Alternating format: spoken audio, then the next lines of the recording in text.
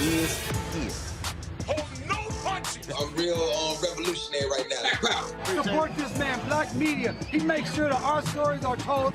Thank you for being the voice of Black America, Roland. Stay black. I love y'all. All momentum we have now, we have to keep this going. The video looks phenomenal. See, there's a difference between Black Star Network and Black-owned media and something like CNN. You can't be Black-owned media and be scared. It's time to be smart. Bring your eyeballs home. You dig?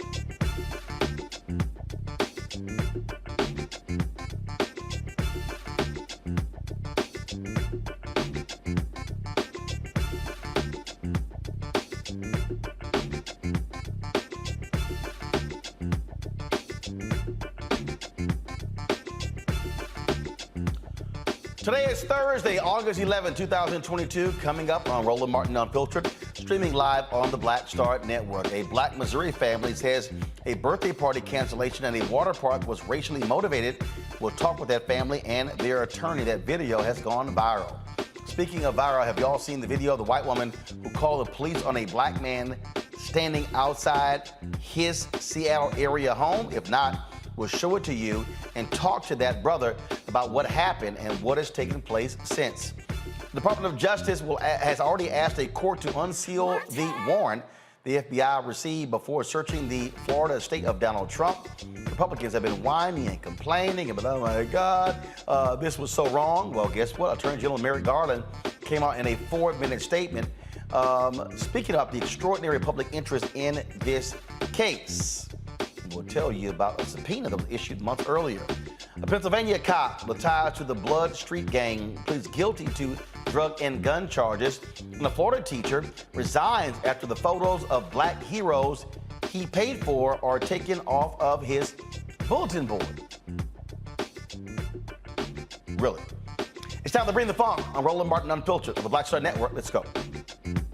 He's got it. Whatever the miss, he's on it. Whatever it is, he's got the scoop, the fact, the find. And when it breaks, he's right on time and it's rolling. Best believe he's knowing. Putting it down from sports to news to politics. With entertainment just for kicks, he's rolling. It's on go, roll, y'all. It's Roland Martin, Rolling with Roland now. He's funky, he's fresh, he's real, the best, you know he's Roland Martin now.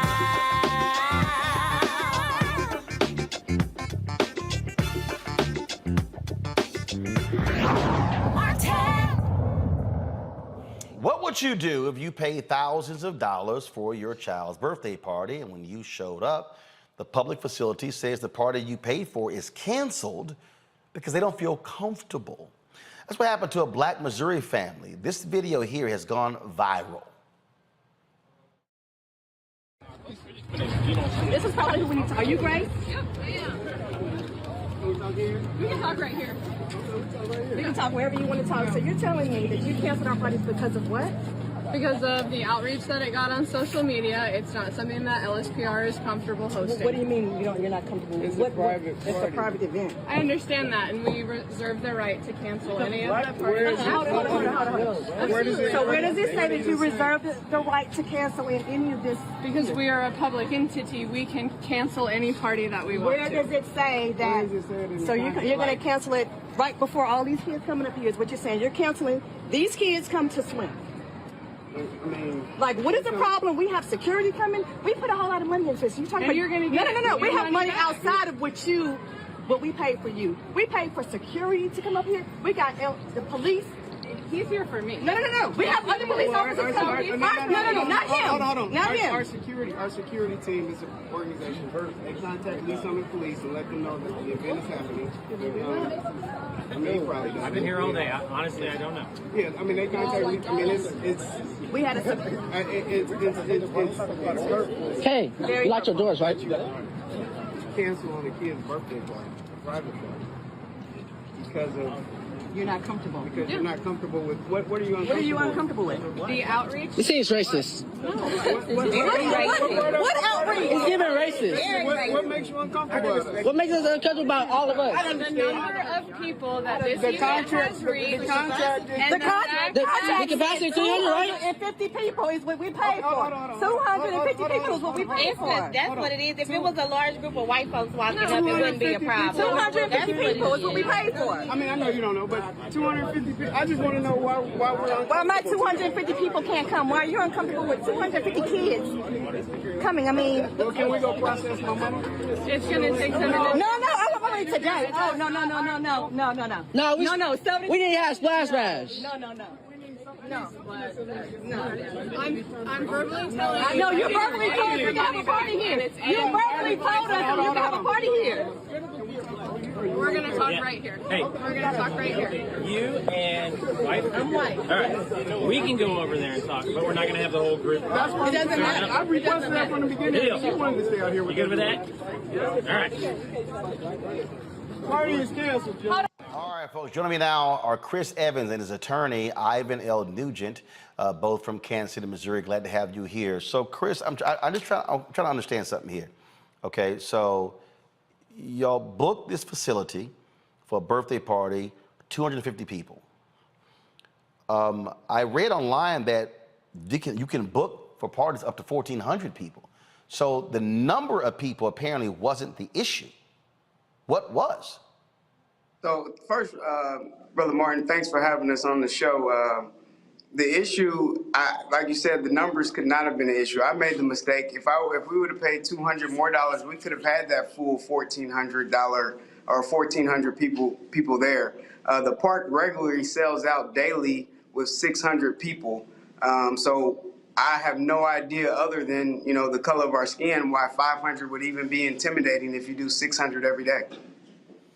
All right, so y'all arrived at, first of all, when did this happen? This happened Saturday, August 6th. Okay.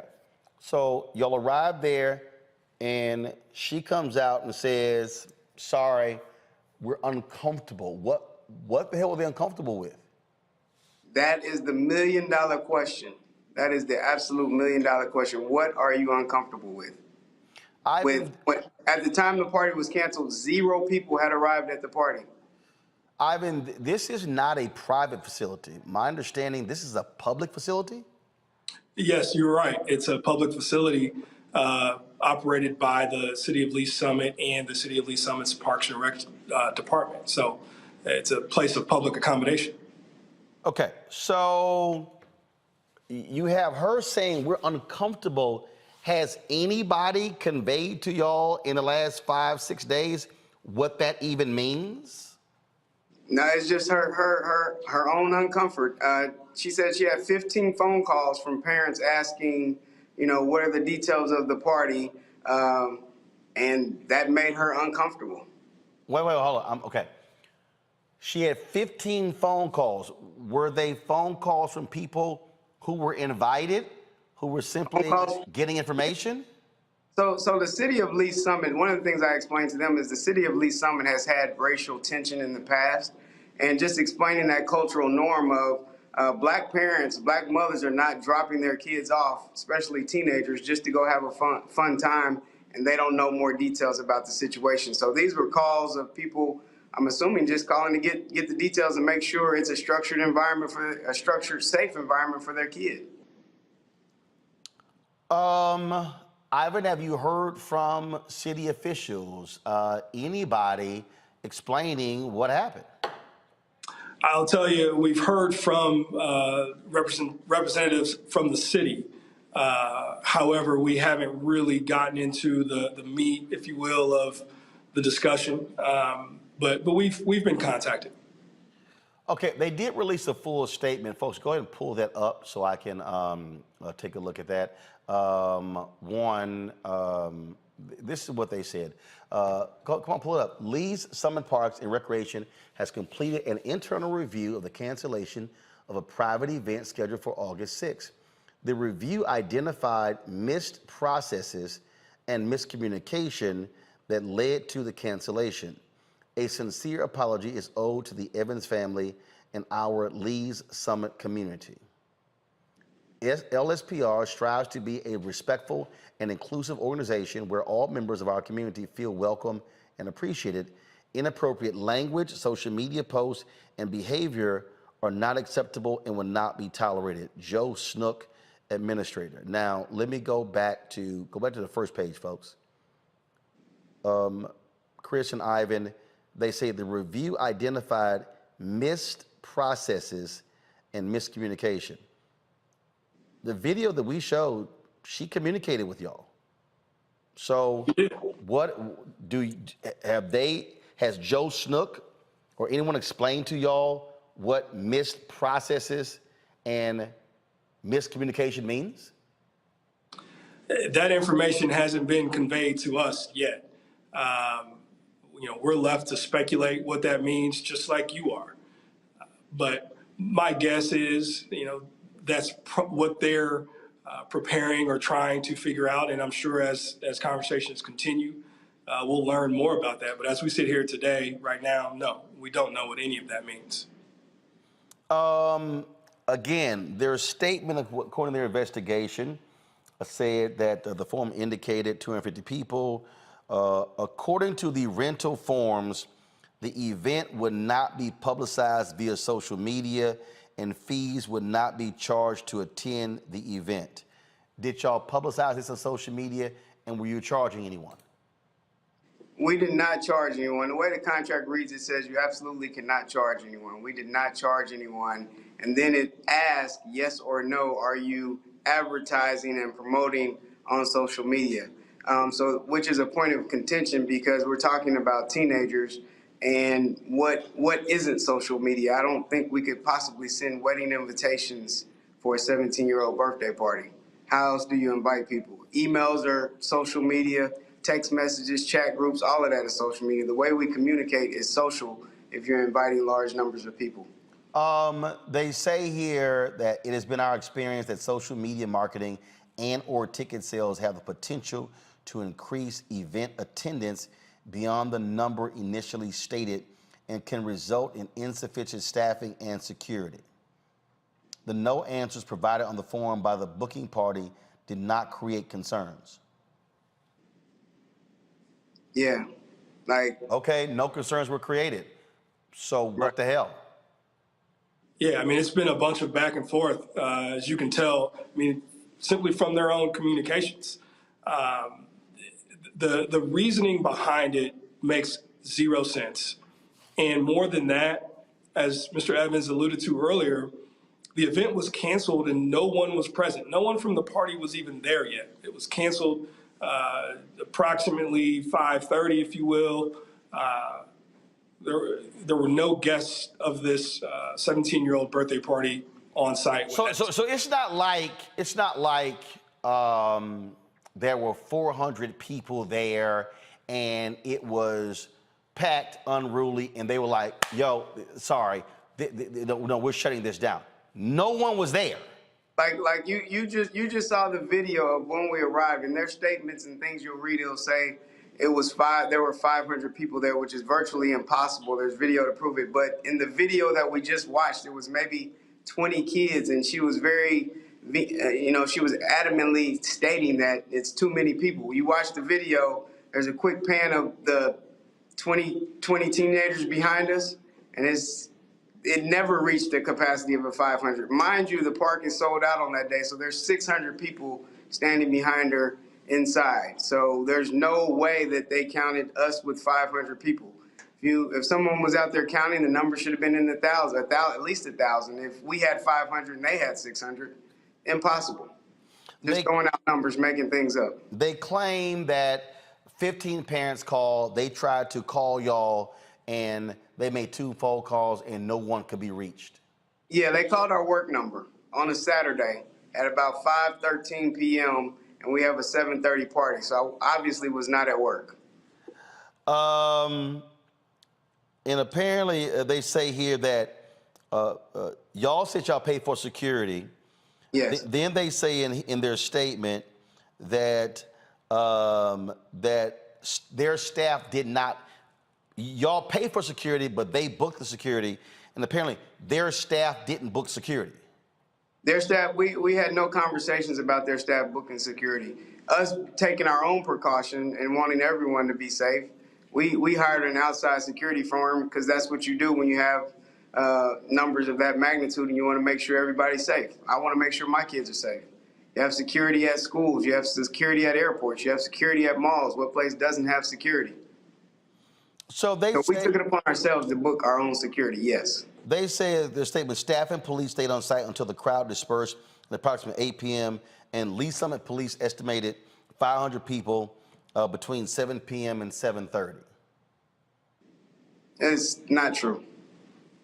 And more than that, only 250 could get in.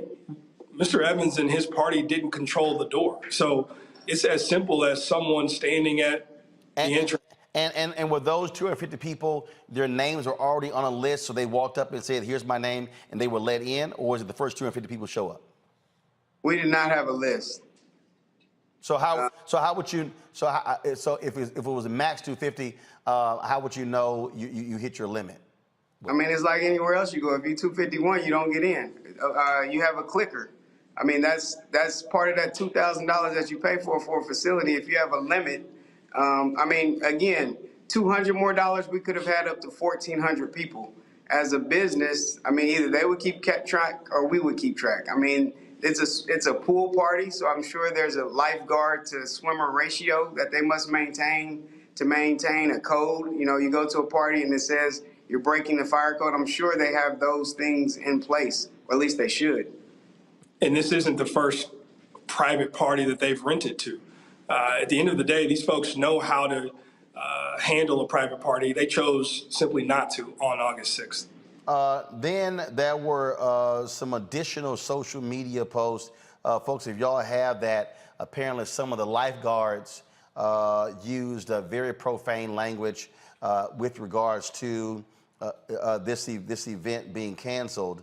I saw that there was some Snapchat videos that were released, and in their statement, they stated that let's see here, they said on Sunday, LSPR was made aware of a disturbing social media post made by a part-time Summit Waves lifeguard.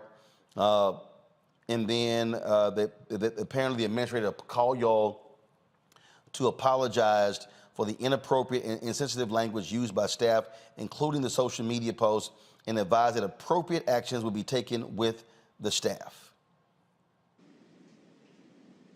Did that happen? So do you have a copy of the picture that was posted? I'm going to pull up in just a second. Okay. I mean, the picture was disgusting. The words were disgusting to the extent that we wouldn't want our kids to go there today when you have that type of culture.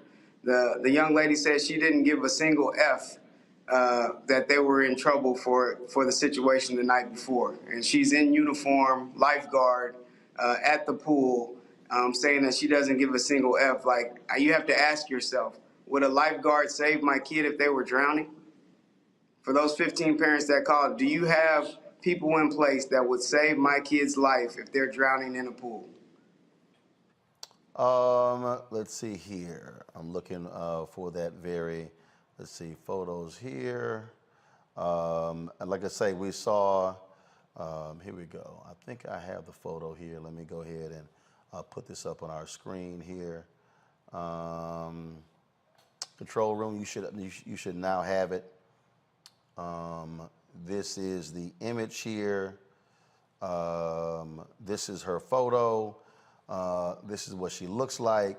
And it says, "Good morning from Summit Waves. Apparently we are canceled and being dragged, but we don't give a single fuck." That's what.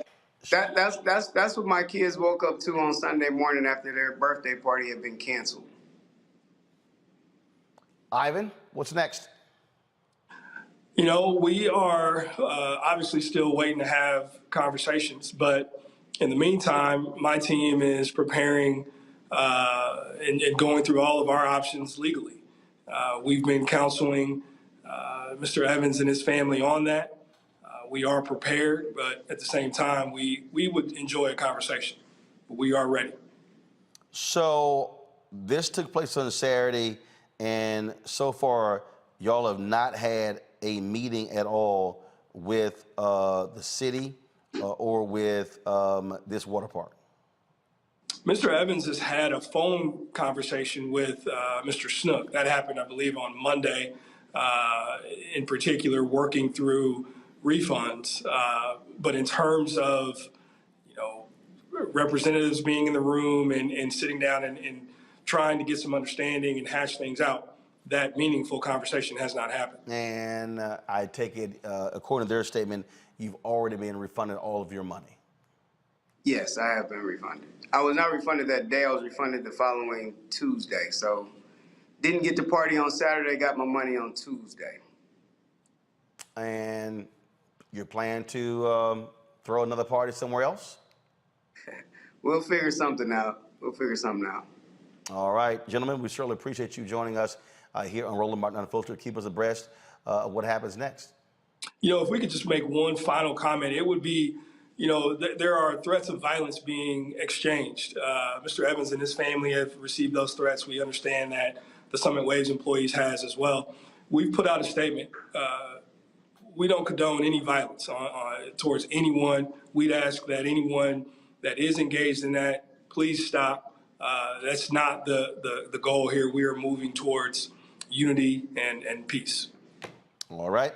Gentlemen, thanks a lot. I appreciate it. Thank you. All right, thank you. I'm going to bring up our panel right now. Joining us right now is Erica Savage.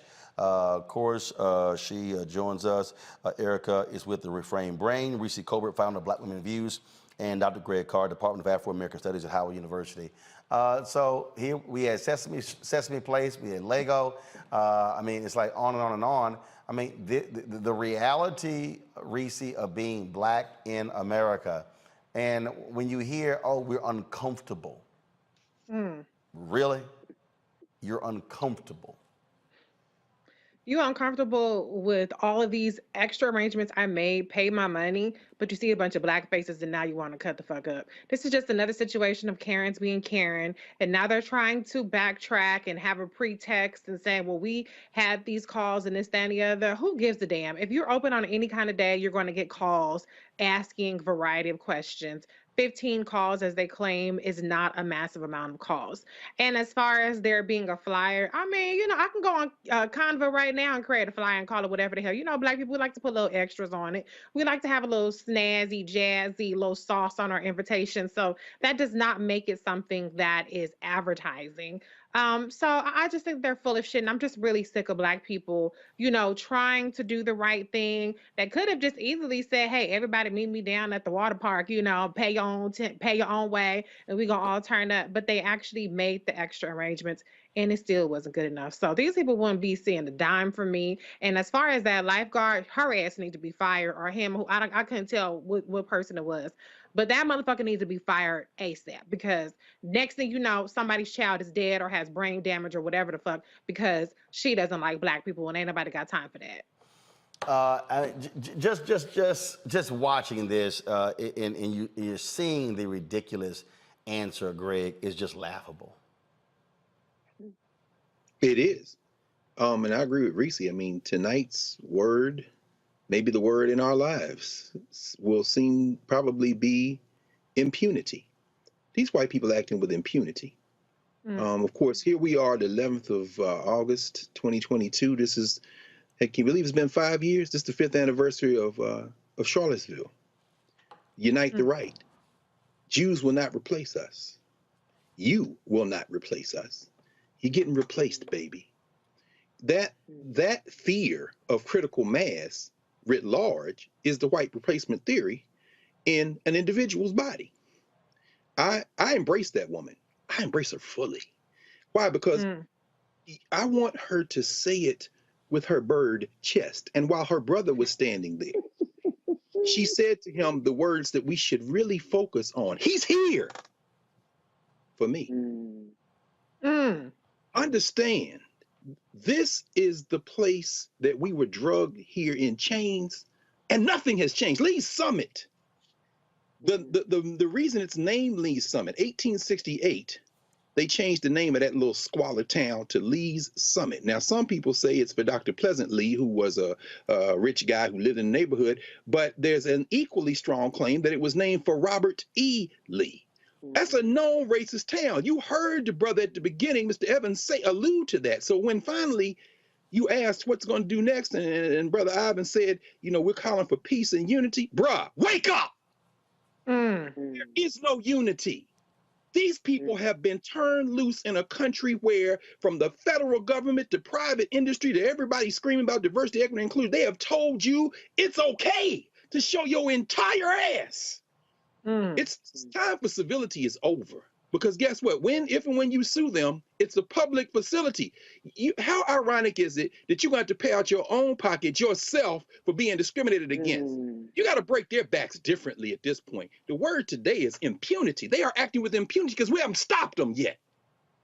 You know, this is the thing, Erica, where Black folk, we talk about what life was like for us during Jim Crow era, where we were barred from attending, going to water parks, swimming pools, restaurants, whatever, and we created Black spaces. There were Black beaches. There were Black areas where Black people vacationed. They were safe havens for us. And this is just a perfect example of you can have, your money can be green, you can meet all the requirements, but they will still decide, we don't want your Black ass there. Yep. Absolutely. And I think Karen really summed up our entire condition here, which is uncomfortable. We are uncomfortable. We have been and still remain uncomfortable. And I'm glad you brought forward Jim Crow and that Dr. Carl walked us through that history lesson, because when you think about Jim Crow, I know we're going to talk about something that happened in Seattle, Washington. One of the last things the brother talked about was that leaving the Southwest to escape some of the racial aggression he faced. Well, you know, Jim Crow had a wife, Jane, and they had children and grandchildren, and they traveled these United States, and they actually travel globally as well. There is a white nationalist global campaign that is very active, that is very aggressive to this day. And so bringing it back to all of the spaces that we have had to create with the end of the summer coming, I hope that girl is not only fired, but not allowed to return, because I grew up in the pool. My son was a lifeguard. That was his first job. And one of the things that lifeguards have to be attentive to is they have to be so attentive to all of the activity that's happening in the pool, even amongst the heat, making sure that everybody, whether they're sitting in the pool, playing in the pool, even people who are watching other people, they have to be on guard for all the activity that's happening.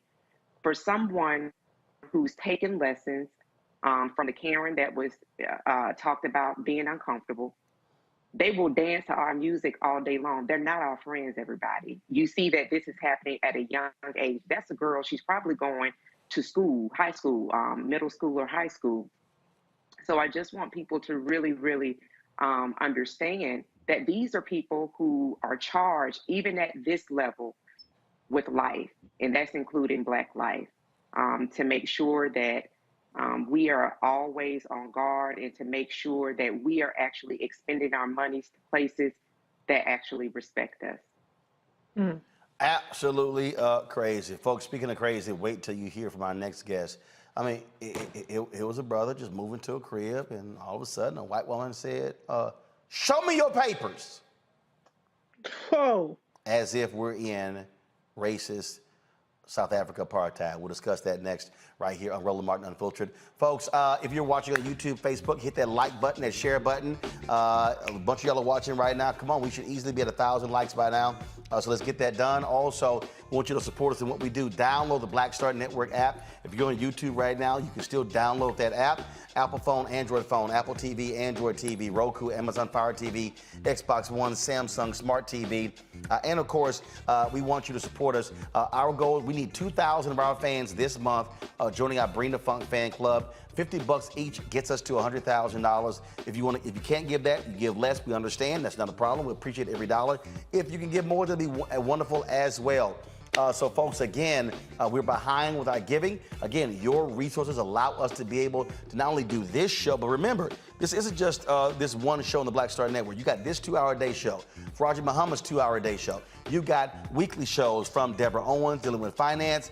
You've got Jackie Hood Martin dealing with wellness and balanced living. You've got Stephanie Humphrey dealing with technology and dealing with entrepreneurship.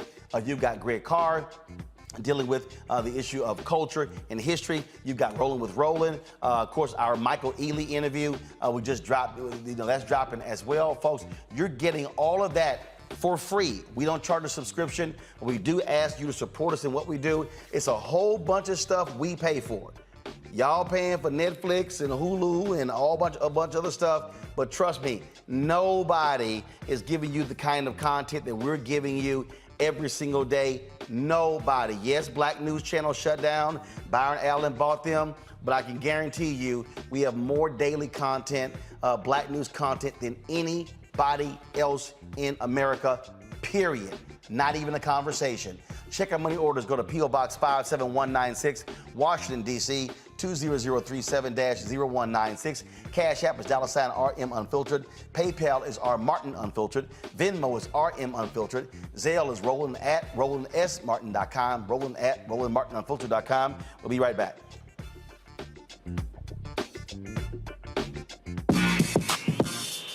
When we invest in ourselves, our glow, our vision, our vibe, we all shine.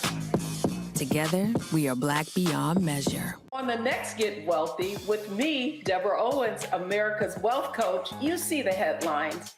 All frightening, right? Interest rates are going up. The recession is on the way. The stock market is up and down. But you know what they say. Scared money, don't make money. That's why I'm excited on our next Get Wealthy to have a conversation with someone who has written a new book, Fearless Finances, and she's going to share exactly what you need to do to secure your bag regardless of the ups and downs of the economy or the stock market. Oftentimes you can start with as little as $5. That's right here, only on Get Wealthy on Black Star Network. When we invest in ourselves, we all shine. Together, we are Black beyond measure. Next on the Black Table with me, Greg Carr. Succession. We're hearing that word pop up a lot these days as our country continues to fracture and divide. But did you know that that idea, essentially a breaking up of the USA, has been part of the public debate since long before and long after the Civil War, right up to today? On our next show, you'll meet Richard Crichton, the author of this book, who says breaking up this great experiment called America might not be such a bad thing. That's on the next Black Table, right here on the Black Star Network. Hi, I'm LD Barge. Hey, yo, Peace World. What's going on? It's the Love King of R&B, Raheem Devon, and you're watching Roland Martin, Unfiltered.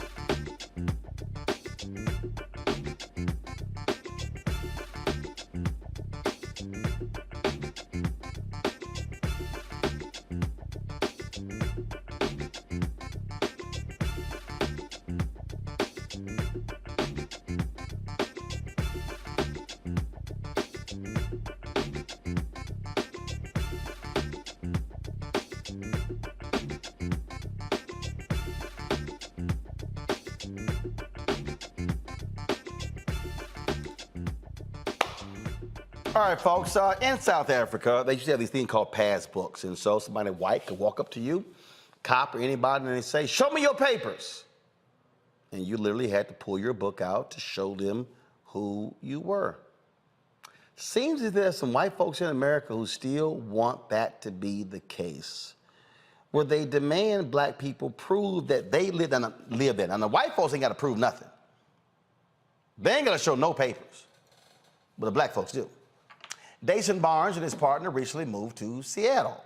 While standing in his yard, Dason Barnes was approached by a white woman who accused him of being a criminal, and she demanded to see his lease to prove he lived in the home. And y'all, then she called the cops. Roll it. I'm dumb as fuck.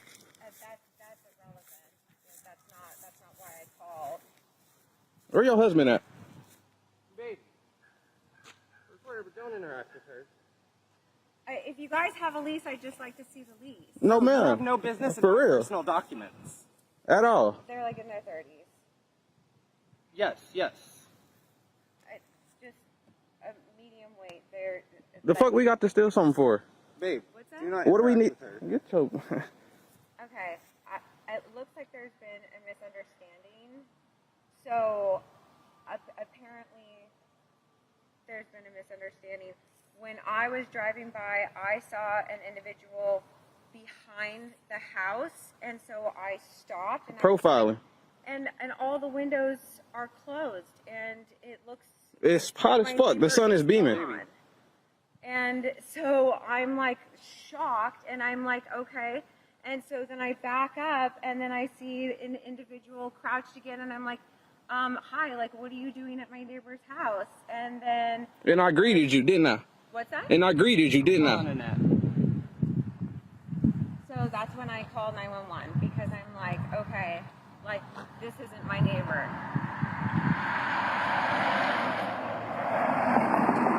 He said that he has a lease, and now he's got his phone and he's recording me, so, okay. Yeah, cops are here. No. No, and the cops are here. You did all this for somebody that lives here and pays rent here. Yeah. Grown ass motherfucking man. Okay. You driving your car down the street. What's up? So I guess this woman was harassing my partner here. Oh, please. No. Literally called the cops on the place where we live because Come on, bro. a black man walk in the house. Come on, bro. Oh my gosh, this has nothing to do with her. We can stand right here, bro. To be honest, this is my house. Okay, I just want him to separate from her so we can talk. He's on our side. Without her yelling at us. That's good, Joe. Okay. So, what's going on? I guess she doesn't believe that we live here. We moved here 3 weeks ago. About 3 weeks ago. Annette Williamson, Randy Williamson are the property owners. Okay. We have a lease. It's a really weird issue to have. I was standing behind my house, right here. She pulls up, she stops. Okay. What do you need? I wave, and she pulled off. I heard her car still humming right here. She got a fucking Hemi in that bitch.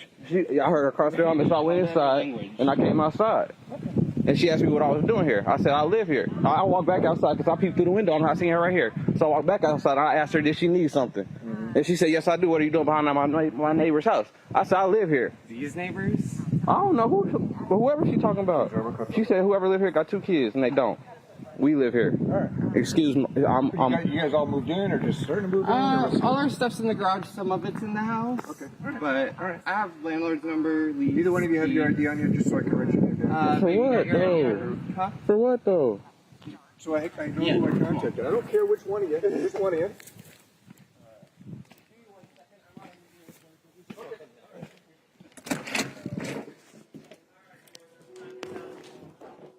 Get the dog. Okay, Dason Barnes joins us now from Seattle, Washington. Glad to have you on the show. First question, is your partner black or white? He's white. Okay.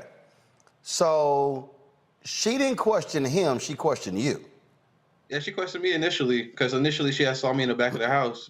I was sitting there writing, and she pulled up in front of my house, and I casually greeted her as a neighbor should do, or I thought that was right, and she waved back at me, and she kept on going. So I thought it was over. I thought it was just a neighbor being a neighbor. And as soon as I get into my house, I see her reverse her car, and so I peek through my window, and she's there, and so I walk back outside, and like I said in the video, do you need something? You're not supposed to be here. What do you need? Let me know. And that's what she demanded my papers. And my partner, yes, he is white. And she seemed shocked when I went inside to grab my white partner out. Well, see, that was my whole point. So first of all, how long had y'all been in the home? About 3 weeks. About 3 weeks. Yes, but this was the first time she saw you. Right. I assume everybody, my landlord made sure to let our neighbors know that we had moved in. And we had a U-Haul parked out in front. How could you not see us? And especially if you say you were friends with these neighbors, as you say, as tight as you say you were with them, you should have known they had moved out. You could have gave them a call or whatever the point may be, or whatever you had to do.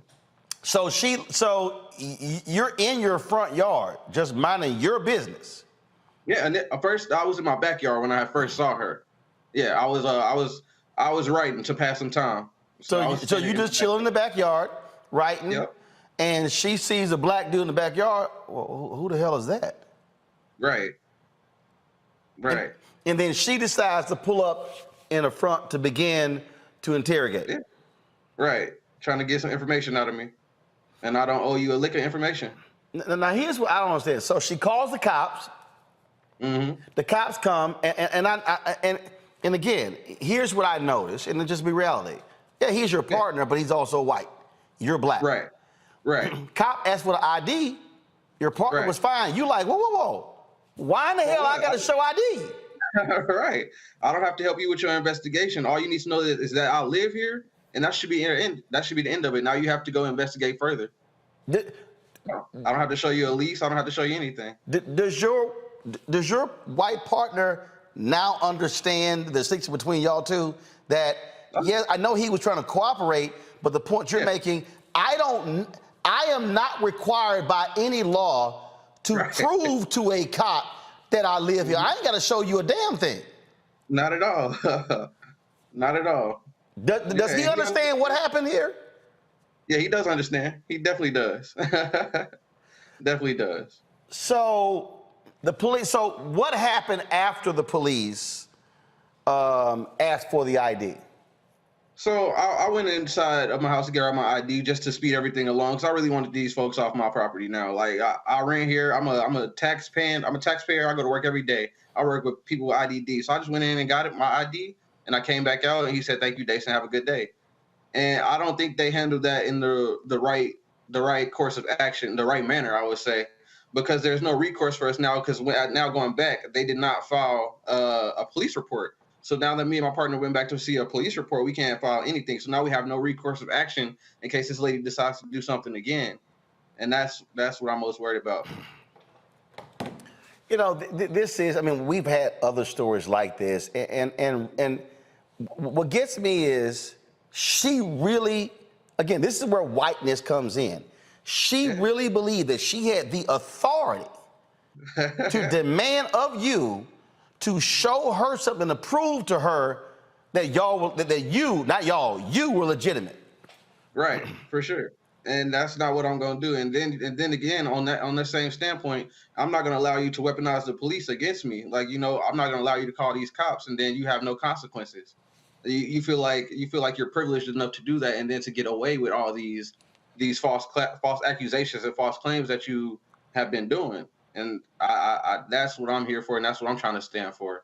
There needs to be consequences for these actions, period.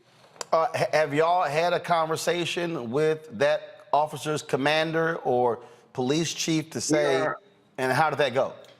We are actually in the process of doing that. I'm thinking of taking a small civil claim in court, and then I wanted to take another claim on the King County Sheriff's Department. And so we are in the process of gathering all this information and putting it together. I'm working with a friend this weekend who works for BIPOC, which is Black Indigenous People of Color. He works with their organization. I'm working with him to go to further action, see what we can do to pursue further action. When did this actually take place? August 3rd. At 11:30. Has there been any conversation with her since then? No apology, no nothing.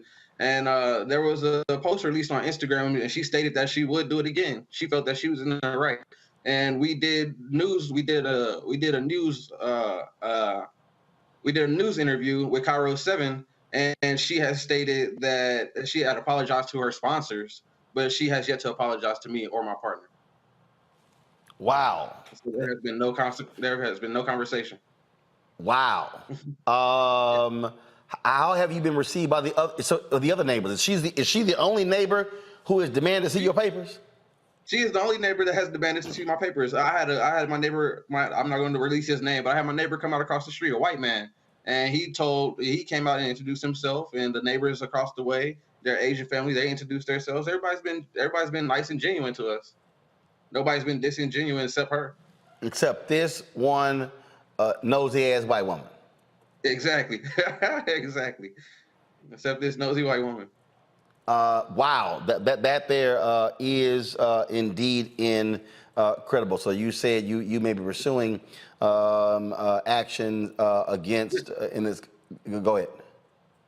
We're definitely pursuing like a small civil claim against her, and for the Karen Act. I forget the numbers that go with it, but for the Karen Act that did take place June 11th of this year, and here in Washington. So we would definitely be taking some action Because a state law was passed there specifically to deal with stuff like this. Exactly. All right. Well, Jason Barnes, let us know what happens.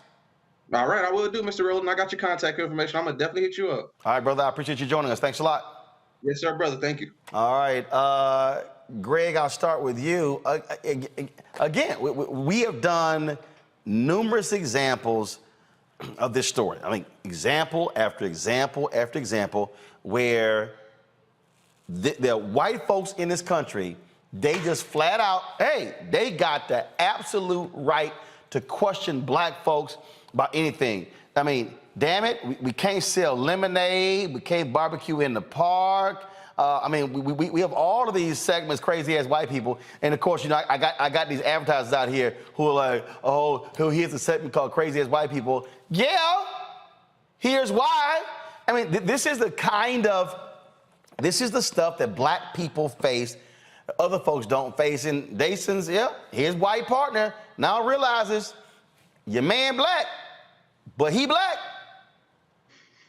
Right. And in that instance, he might have saved his life. I mean, that first case, that case at the water park, I mean, again, just thinking about something you said, Reese, and also Erica, and particularly since your son's a lifeguard, you know, that white girl that don't give 2 Fs, I embrace you too. I do. Because I would never let anyone I love, much less myself, be anywhere near any water where you are a lifeguard, because you don't give a damn about my life, and you wouldn't save my life. And so one of the things that ties these two stories together, again, tonight, the word impunity, is they act with impunity. And just like that punk-ass cop had his thumbs in his vests out there in Missouri and said, I've been here all day. Honestly, I don't know. And then move black bodies around. Now, all y'all not coming over here, but you can talk over here. These two sheriffs pull up, punk-ass cops, and they decide that, who are they there for? They're there for her. You come walking your ass up in the driveway asking to see, or you're moving boxes in. The only reason he was talking even halfway that civilly is because the brother's white beard is standing there. If it had been 2 black men standing there, it might have been, as they started raising their voice, because I don't know whether it was his white partner or the white cop, when he was talking, said, hey, come on. In other words, hey, you don't need to talk to him like that. If it was his white partner, in terms of the white cop, it may mean you don't need to talk to me like that. Meaning what? Impunity. You people are illegal. Blacks, there's nothing you can do to ever be legal in my worldview. And of course, 2 cop cars pull up. And yeah, that Karen Act, I think it was Senate Bill 5135 back in February, they introduced it. It passed the Senate, passed the House in Washington, signing the law that Karen and Ken law. I prefer to call these white women Miss Anns. Let's just take it right back to the plantation. The whole idea is that they can go to civil court and win $250. That ain't no money. And guess what? If they pay, he say, I'm a taxpayer, you suing yourself because the settlement coming out of your taxes. Now, punitive, finally I'll end with this. What can we do? The first thing, these young people have particularly gotten it right. The minute these white people show up, roll that beautiful beam footage, start taping, live stream if you can. And when you sue them, let's get some personal lawsuits. Don't be taking money out your own pocket to pay yourself. The civil suit, because that Ken and Karen law also has a punitive dimension. Break her. I was kind of hoping maybe she had a husband or a man who lived in the house, because the first thing he said was, where's your husband? And I'm thinking, well, did she live with somebody, or was that just a, but anyway, it doesn't matter.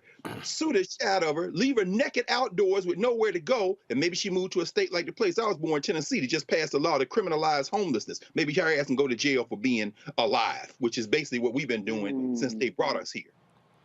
I mean, this, Erica, is precisely why I dropped white fear. This is, again, how the browning of America is making white folks lose their mind. And that's what it is. Basically, their example after example, how dare you live here? No, I think you're a criminal. Show me your papers. I mean, we've seen numerous examples of this, and this is the kind of stuff, absolutely. So what do these white women do? They call the cops.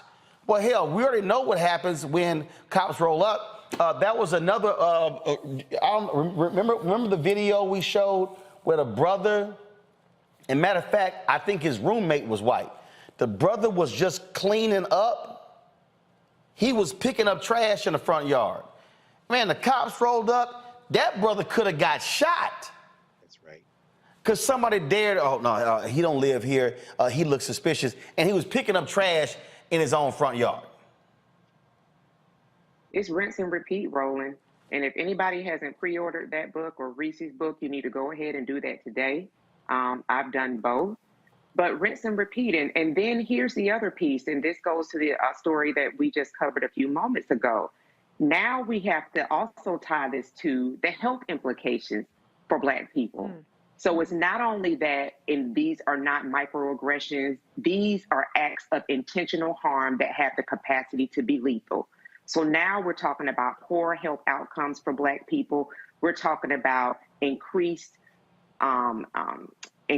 propensity to depression, anxiety. Now we're talking about stress that's been induced. Now we're also talking about enter heart disease, enter type 2 diabetes, and then you also enter coma, et cetera, et cetera, et cetera. Now you're taking years off of Black life, and it starts very early because of the audacity of the Carol Bryant type that continues to exist in these worlds. So these are things that, like you said, Dr. Carr said a moment ago, take your cameras out. Make sure that you continue to light these people up, because the other part of the audacity is that she said that she would do it again. She said that she would do it again. That is a captured comment that he mentioned on social media. She said that she would do it again. And Reese has talked about this in commentary previously. Sue them. Become more litigious. Dr. Carr just laid out, not only with the Ken and the Karen Act, but to go after their personal property. Everybody should have that kind of insurance coverage, but go after them. Make them remember it. Make them think about it. And then maybe they will think twice before they cause intentional harm to a Black body. To that particular point there, Reese, that is a great point that Erica makes, because this is the stress that Black people have to endure. And I often say, white folks, it must feel great to be able to roll through life, and you're not sitting here worried about someone saying something stupid. You're not worried about going to Bible study, the Black church, and somebody white rolling in and blowing you away. You get to shop. Don't worry about getting followed just because of your skin color. It's great for you to get to deposit money in a bank, and then folk ain't wonder whether you're trying to rob the bank. I mean, these are realities of being Black in America in the 21st century. Absolutely. And I said to somebody, reposted a clip from a while ago, white people, mind your damn motherfucking business, especially you, bitch, up there in Seattle. Here's the thing that tripped me the fuck out. If I think somebody is robbing a place, I'm going to get as far the hell away from that place as possible. I'm not going to be sitting up there in whatever little red car she has, one leg out the window, talking all casually and shit on the phone. I'm not putting myself in danger like that. So that's how I know she's full of shit, and she just decided that she was going to get her rocks off fucking with a Black man because she ain't got shit better to do. That's why I am absolutely 100% for slapping bitches when they need to be slapped. So I would have had to make a decision in that case. I know the cops are on their way. So am I going to keep it cool and or am I going to wild the fuck out and then get a wrongful arrest situation? Now, if I get a wrongful arrest situation, this becomes a bigger story. Maybe I can get more money in that punitive damages, but then again, I could also end up dead or dead in jail. So there is the mental decision making we have to make in that process, like Erica said, which is traumatizing in and of itself. So it's really a no-win situation. I don't have the restraint to not completely violate homegirl. in my yard telling me, demanding that I show her shit, which I don't have to do, it would not have been a comfortable situation for her. So that's part of the problem. She felt very comfortable, very powerful in that stance. She wasn't shifty. She wasn't, oh, stay back. Oh, don't come up over here. No, she felt a little bit too comfortable for my taste. So I'm for recording, but before you record, cuss these motherfuckers out. Get all of the bitches, everything, every situation you can have, and every kind of slur out, and then you hear recording, be like, I don't know what's happening. You switch it up, and then it ain't on tape.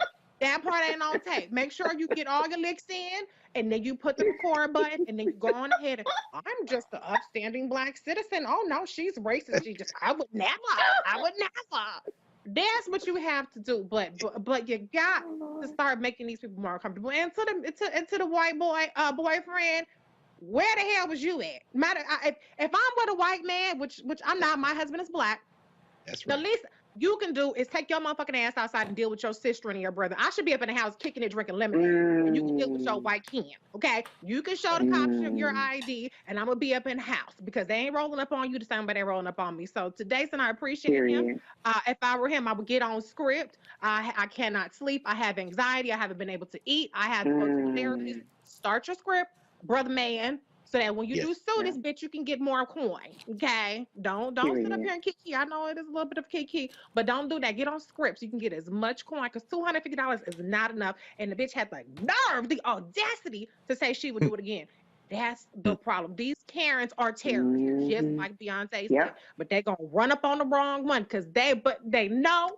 My husband says it. Monkey know which tree to climb, and these monkey ass Karens know who to try with and who not to try with. But make sure the next time it ain't as comfortable as it was this time.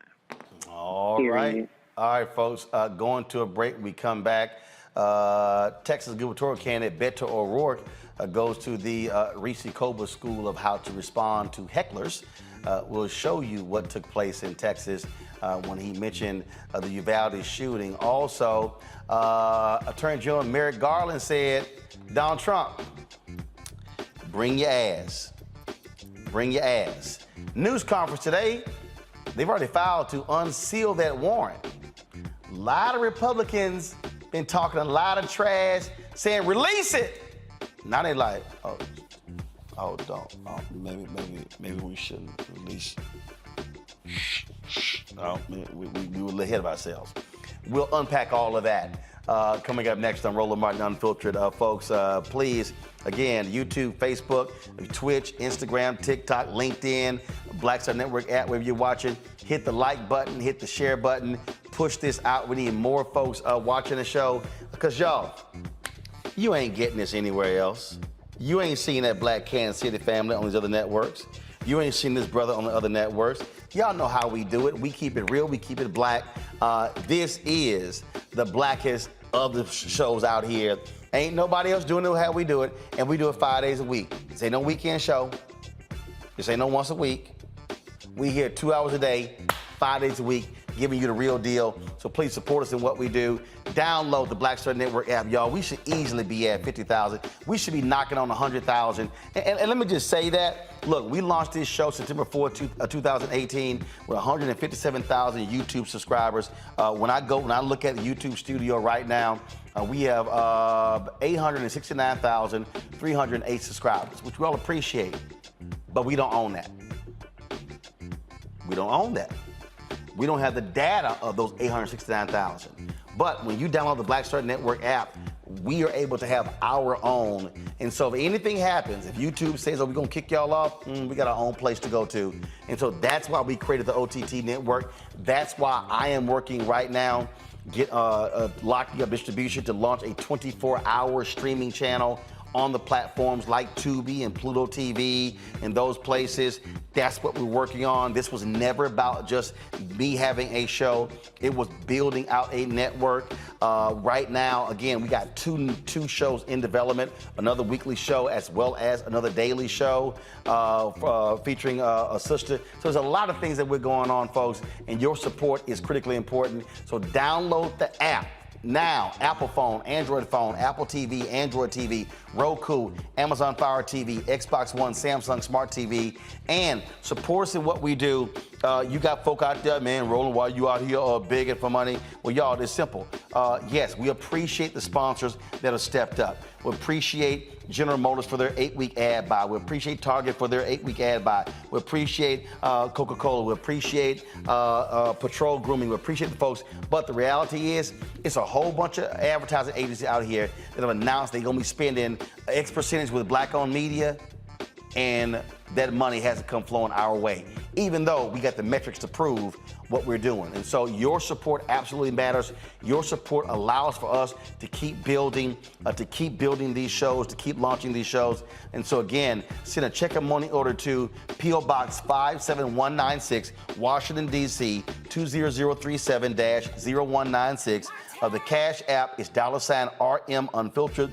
The PayPal is R Martin Unfiltered. The Venmo is RM Unfiltered. Zelle is RolandSMartin.com. RolandMartinUnfiltered.com. To hit 2,000 people this month, we need 66 a day. And again, folks, we're not hitting that yet. So trust me, whatever you can give, we greatly appreciate it, because we are about building something that we own, we control, and we control the narrative. Today, just giving y'all an update, I literally flew this morning. To Kansas City. I met with the folks. They're building out our new Robomobile. It's a black-owned company. They're the only black upfitter in the country, the only female-owned upfitter in the country. My girl Windsor Barbie out of Dallas, my home girl. And so I sat with them, went over the plans. I literally flew up this morning, had the meeting, flew back in time for the show. And so that's happening as well. So what I want you to understand, that when you are supporting us, we are supporting other black-owned businesses.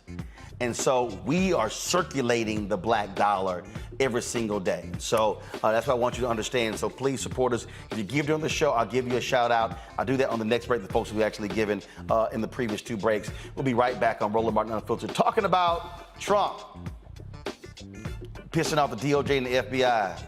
Let's see what they do next. Back in a moment. When we invest in ourselves, we're investing in what's next for all of us. Growing, creating, making moves that move us all forward. Together, we are Black beyond measure. On the next A Balanced Life with me, Dr. Jackie, getting back to normal. Is there such a thing? We're about to send our kids back to school when we literally have more questions than there are answers. What does it mean to have a normalcy? How will our kids respond to it? And how are we going to assist them? What can you do to help your kids feel some sense of emotional stability as they go back into the classroom here on A Balanced Life on the Black Star Network?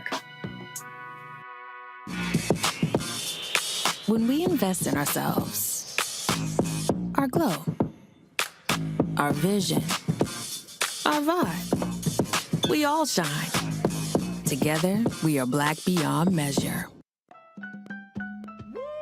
We're all impacted by the culture, whether we know it or not. From politics to music and entertainment, it's a huge part of our lives, and we're going to talk about it every day right here on The Culture with me, Faraji Muhammad, only on the Black Star Network. Hi, I'm Vivian Green. Hey everybody, this is your man Fred Hammond, and you're watching Roland Martin, my man, Unfiltered.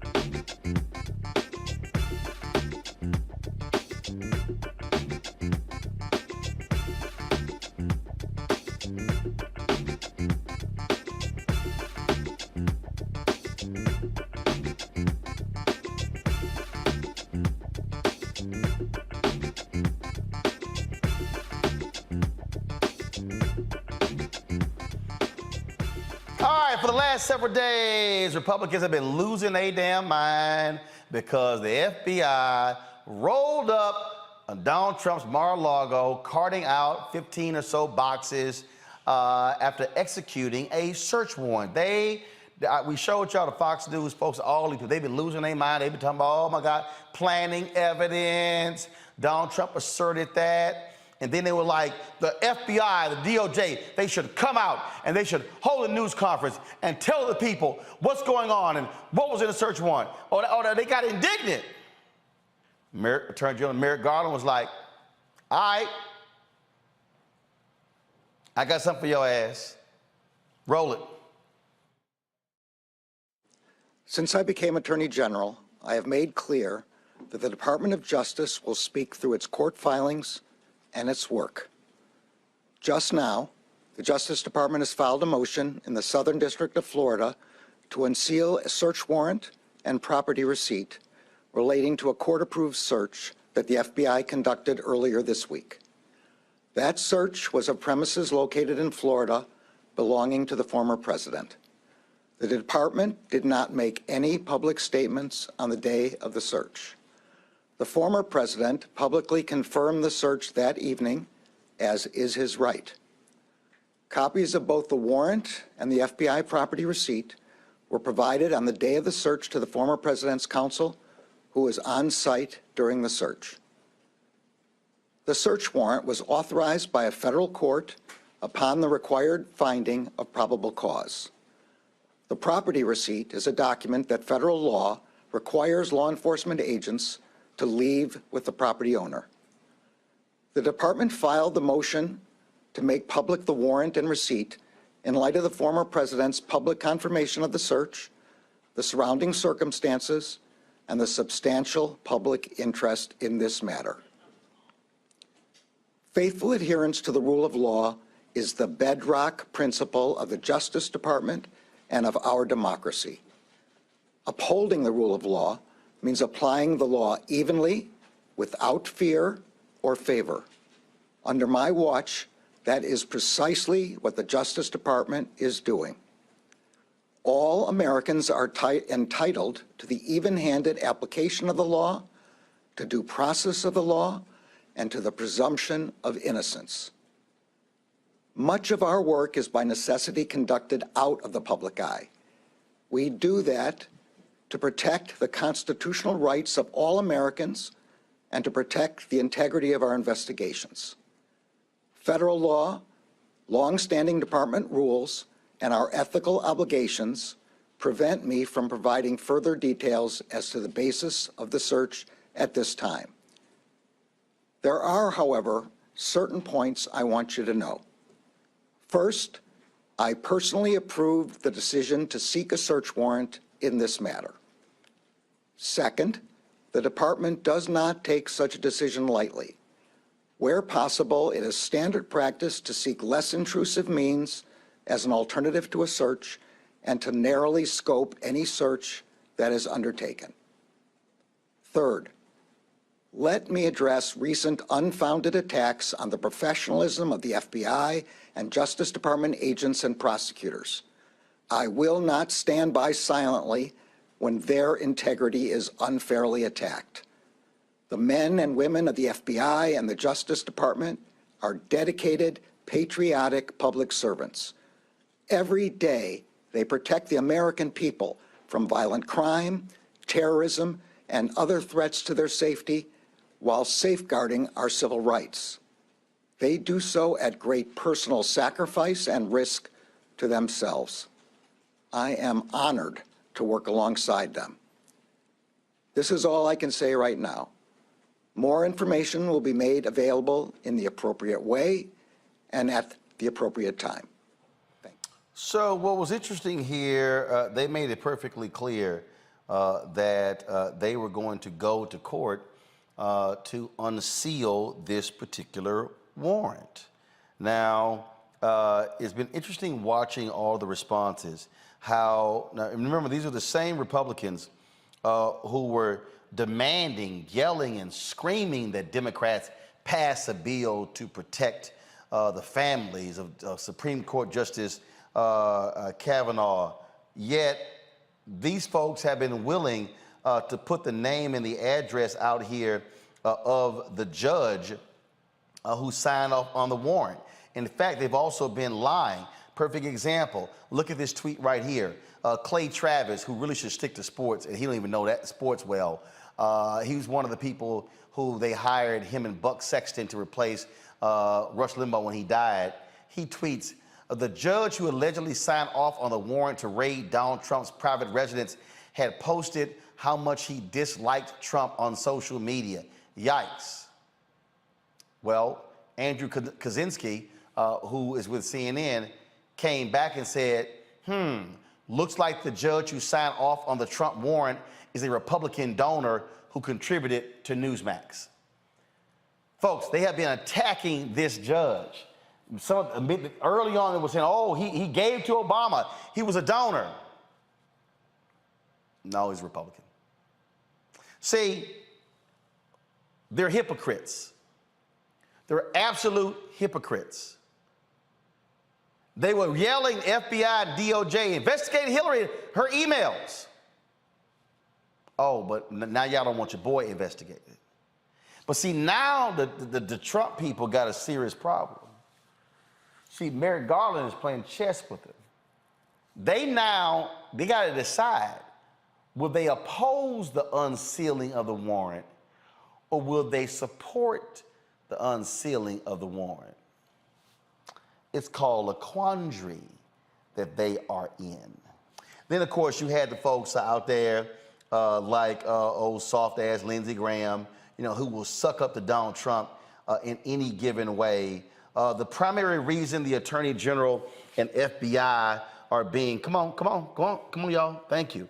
The primary reason the Attorney General and the FBI are being pushed to disclose why the search was necessary is because of the deep mistrust of the FBI and DOJ right here, operative right here, when it comes to all things Trump, such as the Crossfire Hurricane and Mueller investigation. See, y'all, their problem is, look at this here.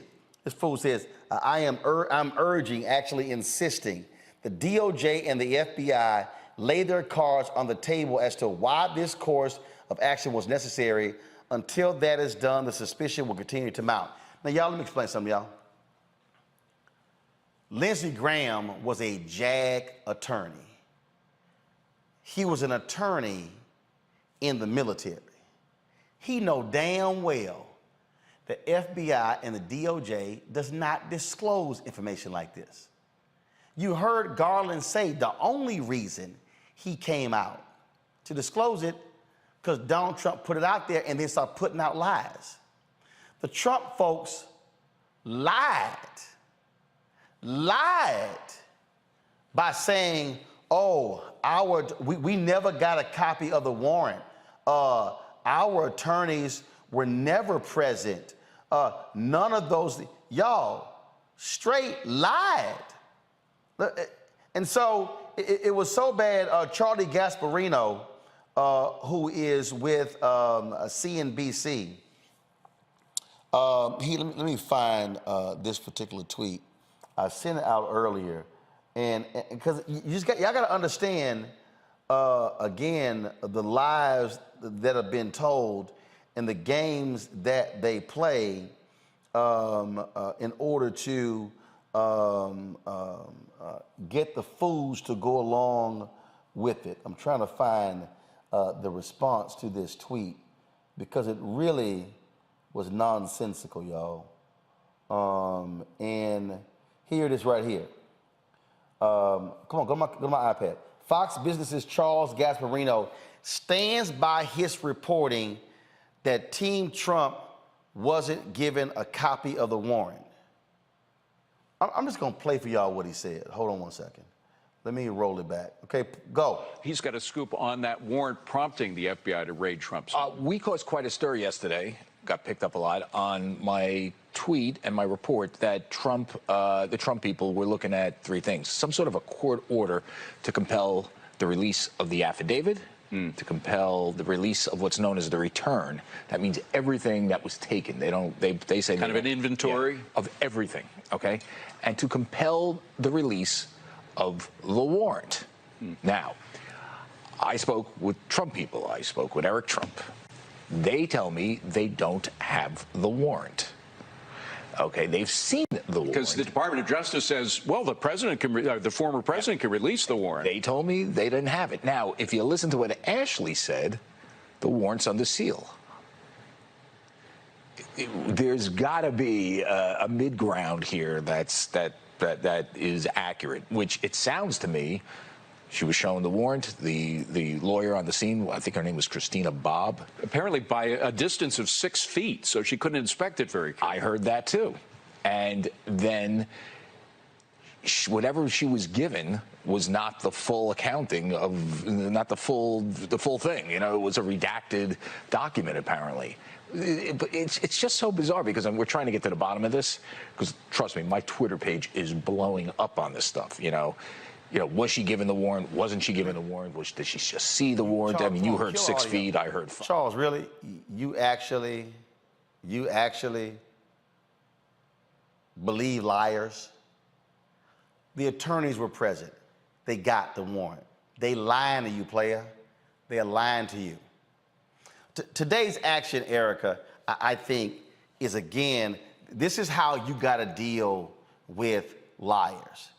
The Republican Party's whole intent, they will suck up to Donald Trump every way imaginable. They do not care about breaking the law. And this is the same fool who actually made it a felony to keep classified documents because he was pissed at Hillary Clinton. Oh, now they're using it against you. And so I need everybody watching to understand the entire, that's why, stop saying the Trump wing of the Republican Party. It's the entire party. These people will do anything to protect this man because they want power. Absolutely, and they're complicit as well, Roland. When you look at this now effectively a hostile group who will take over by any means necessary, going on Twitter, having different actors, different wings of this hostile group tweet out to say, like Madge from Georgia, because I refuse to call out her entire name, saying to defund the FBI, all kinds of foolishness. This is because the audacity of the law to work not in their favor. And the complicity lies in when you think about a Mark Meadows who has been serving at the pleasure of the son of a Klansman since day one and will probably go down in flames for him because a lot of their names are tethered to his criminal activity. You know, as a former federal employee, one of the things that we had to do in our security clearance, we had to do background checks, and we had to have annual reminders that we signed off saying, okay, we did watch this video, we did pay attention, that mishandling, if you're invited to sit in the skiff and be privy to classified information, that repeating that information, disseminating that information would put you in jail. And there were continual examples of people that were serving time for doing just that. So it's interesting that it doesn't bother this hostile group, that there is a person who we still don't know effectively how he got the job, right? That we know that there was foreign interference, but that they would stand in the way of someone who has and took classified information to his private residence that also serves as a golf course. So there are civilians and people that are connected to government that do have access to this information. That should terrify the hell out of anybody that's paying attention or has the ability to read. So honestly, looking at these people who sit in the Senate, like a Lindsey Graham, who just yesterday said that he was not going to show up when he was called to offer testimony to a special grand jury down in Atlanta, they pretty much apply the law and they follow the law when it suits them. So these are the type of things, these are the type of actions that should have people very much so motivated to make sure that they engage in the vote. especially in 2022 and moving forward in elections that we have in the future. I love the reports, Reese, that Team Trump, they were caught off guard by Merrick Garland's news conference. He was, and basically he was like, okay, mess around and find out. Now what y'all gonna do? Now what y'all gonna do? If you wanted to smoke, Merrick Garland brought the whole fire. Okay, you should have had your chimney open because court is in session. And really what they've done is they've raised the stakes on the situation, because I'm of the mindset, there was no guarantee that even with this warrant that, that Trump was going to even see any kind of criminal charges from this. A big part of criminal charges relates to intent. And, the part of the problem that people get caught up on is actually the cover up. So this kind of intimidation, this kind of public campaign could potentially serve as evidence of more efforts to try to cover up his bad deeds. But the reality is that the Trump administration has played fast and loose with security clearances, with classified data from the beginning. People might not remember that Jared Kushner and Ivanka Trump were initially denied security clearances by career professionals. And the Trump administration went over the advice to grant them security clearances. Now, Jared Kushner has a $200 billion deal with the Saudis.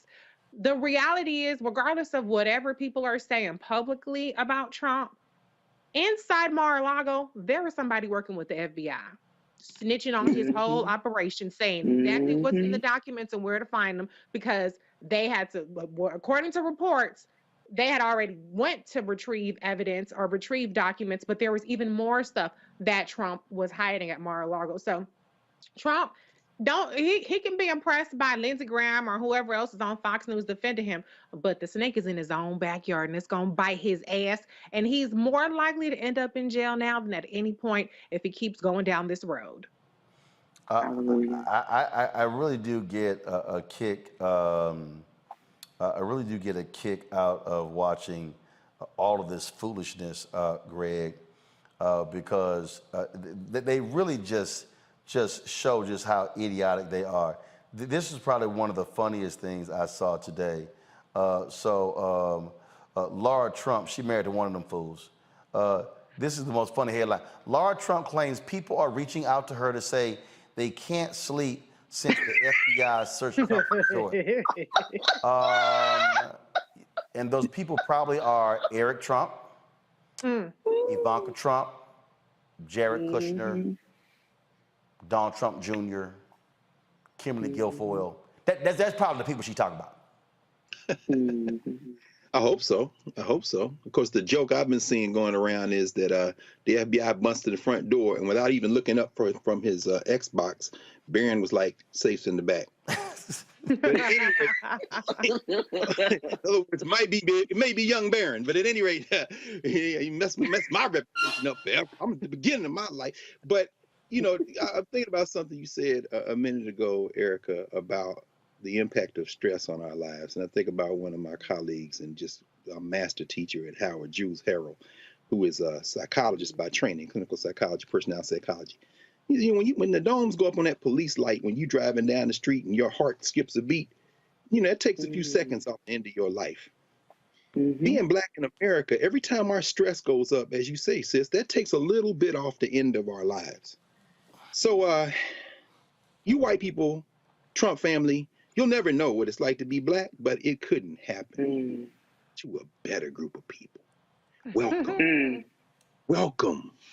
You're never going to be able to sleep at night. Guess who will never take another breath on this side? That will be Breonna Taylor. Come on. So I don't give a damn if you never sleep again, you devils. Come on. I don't care if you ever sleep again. In fact, I hope you don't sleep, because every time that stress level goes up, you're taking a few more seconds off the end of your life. And in terms of Roland Martin Unfiltered, Roland, I mean, I'm sure Robert and Scott, Monique, DeMario, to name four of the more prominent practicing attorneys who are in regular rotation in this conversation would agree that, it's one thing to unseal the warrant. The thing you really want to unseal, going back to Breonna Taylor, would be the affidavit. Because that's the sworn affidavit. See, the sworn affidavit will then tell you what they used to support the warrant. Remember, that's what got them boys in trouble in Louisville. Shout out to young Dan Cameron, go to hell, because you next in the gate, baby. But the point is, them cops lied to get the warrant. That's in the affidavit. That's where they say what specific laws they think he broke, what's the narrative of inquiry, and then, most importantly, what is the recitation of records? In other words, what specifically is it that you put before this judge to let him give you the warrant in the first place? But see, you're right. Merrick Garland is playing the long game, unsealing the warrant politically, because they don't really do that. Now, you know, you got punks tripping over their own feet like James Comey, who, you know, bodied Hillary Clinton because he talking out of turn as the damn head of the FBI. But with exceptions like that, as you say, the AG is not going to tell you the why. But when they made that appeal, I think that's more of a political thing. Plus, you got fools, they running up in places like the Cincinnati field office trying to get at the FBI. You see Mitch McConnell ain't open his damn mouth. Why? Because these white boys that you need their votes are ginning up this storm. Hell, I even saw, what is it, Megyn Kelly. She on Newsmax. Oh, how the mighty have fallen with this weaponized propaganda. And you got these drunk hillbillies, the same ones tried to kidnap Gretchen Whitmer and all this other stuff. And the one that came here in D.C., the Comet Pizza over on Connecticut Avenue, they hyped up to go do some shit. So Garland is trying to protect his agents. Now, I will never, till I die, cape for the Federal Bureau of Investigation. Not while Assata Shakur is still in Cuba, not while Mutulu Shakur is still in jail, not while Albert Woodfox spent the longest stretch of time he ever spent in solitary confinement. And I will never cape for the Federal Bureau of Investigation, but let's not confuse that with what's going on here. We are entering the end game of the midterms. This ain't about the truth. As Erica said, as you say, Reese, they're not caring about the truth. They are trying to maintain their base because, as you said, Roland, they want power. For us to engage in a conversation about what's the truth could pull us dangerously close to focusing on the wrong thing. Now is the time, as you say, we all get registered to vote, we all organizing, we all getting out here to make sure that they don't get what they want, which is what? A flipped House, a flipped Senate, and a presidency. And finally, I'll end with this. You know you can be the president of the United States, you can run president of the United States with a criminal conviction, right? Eugene Debs did it back in the 20s, among other people, most famously. It don't matter whether he's convicted. He could run from behind bars. Technically, there ain't no rule. So I'm just saying, this is far from over. Let's not get distracted because they are trying to maintain their hard knot. And it ain't about the truth. And Merrick Garland just trying to give them a little bit of stumbling block. But if you get that warrant, that affidavit, and it's coming. It's coming. Oh, indeed. So it just, it's quite interesting just watching, again, all of this unfold.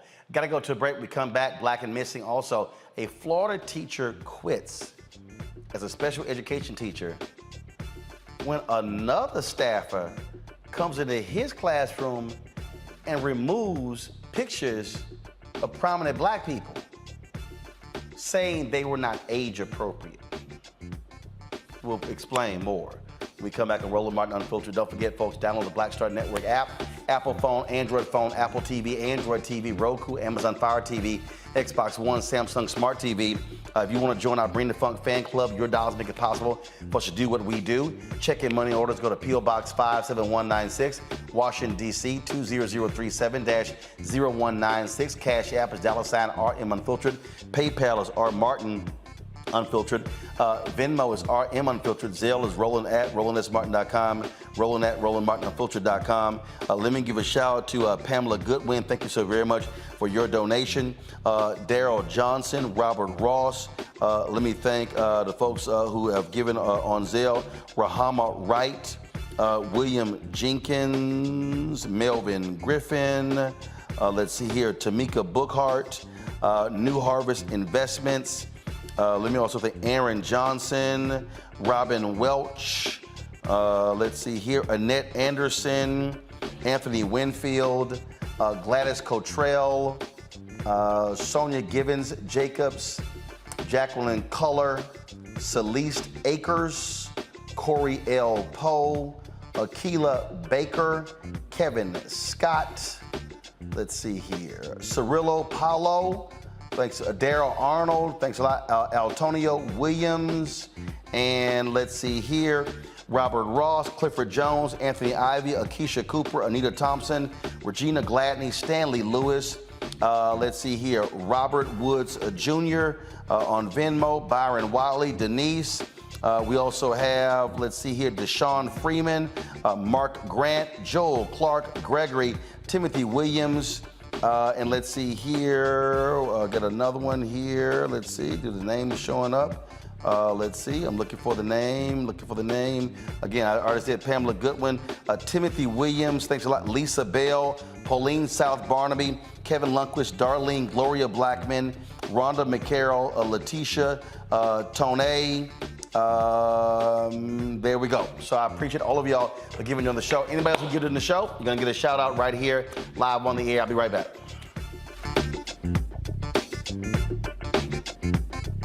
I challenge myself as an artist and knowing that I'm going to challenge the audience, right? So oftentimes you come into this business off of one project where everybody's like, ooh, you stand out. Okay, for me it was Barbershop, Ricky, da-da-da-da-da-da.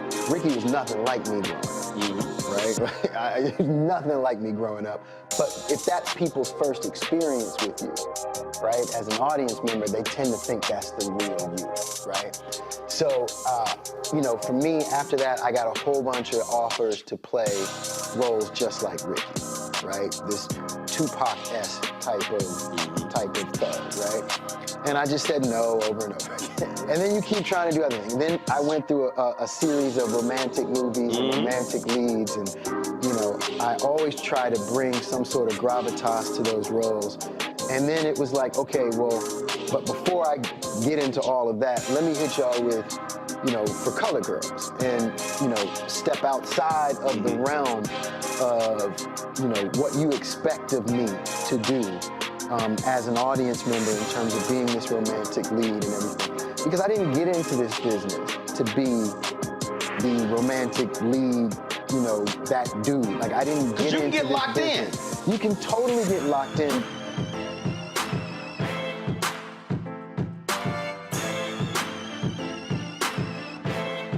When we invest in ourselves, we all shine.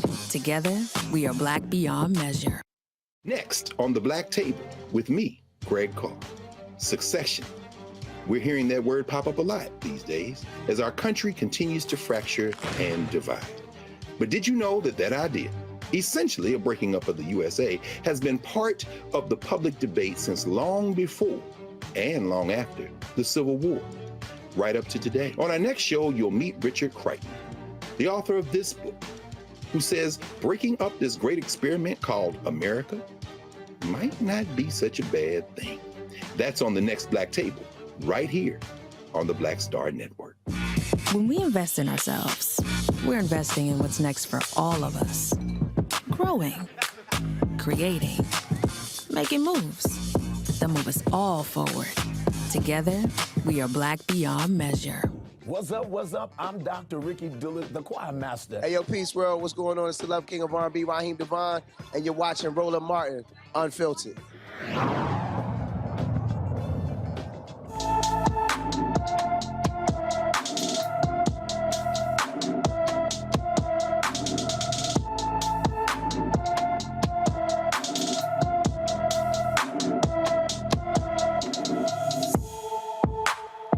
Daysani Bonilla has been missing since June 28th from Chicago.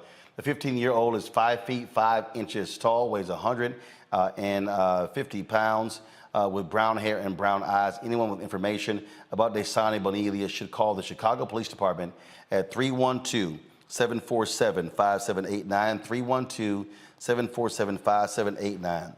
Folks, in Florida, a teacher has resigned their job after an employee removed photos of historic Black civil rights figures from his bulletin board. Michael James, a special education teacher, taught for 15 years. He called the incident absolutely racist. The employee removed the images of Dr. King, Harriet Tubman, Colin Powell, and George Washington Carver, saying they were age inappropriate. James said most of his students are Black, and it is vital to show leaders who look like them. James resigned and sent a letter to Escambia County Superintendent as well as the Governor Ron DeSantis. The school district is investigating the matter. I'm sorry, teacher's white. I ain't quitting. And I'm sitting here jamming this employee up, Greg, saying, how in the hell are photos of MLK, Harriet Tubman, Colin Powell, and others age inappropriate in a black school? Well, again, it seems like it's a common theme. They're uncomfortable. They're age inappropriate because these children have to be taught white supremacy. You can't be confusing them by showing black people doing stuff that black people aren't supposed to do. And you're right. That's the first thing. Why are you quitting, man? What are you doing? Because guess what? Now there's one less adult in the building to help those children. And one less conscious white person. That's exactly right. That's exactly right, Roland. I mean, there's one less person that those children can say, he's here for us. Because guess what? That lady that took that down and took that Barack Obama portrait off his desk, she just doing her job.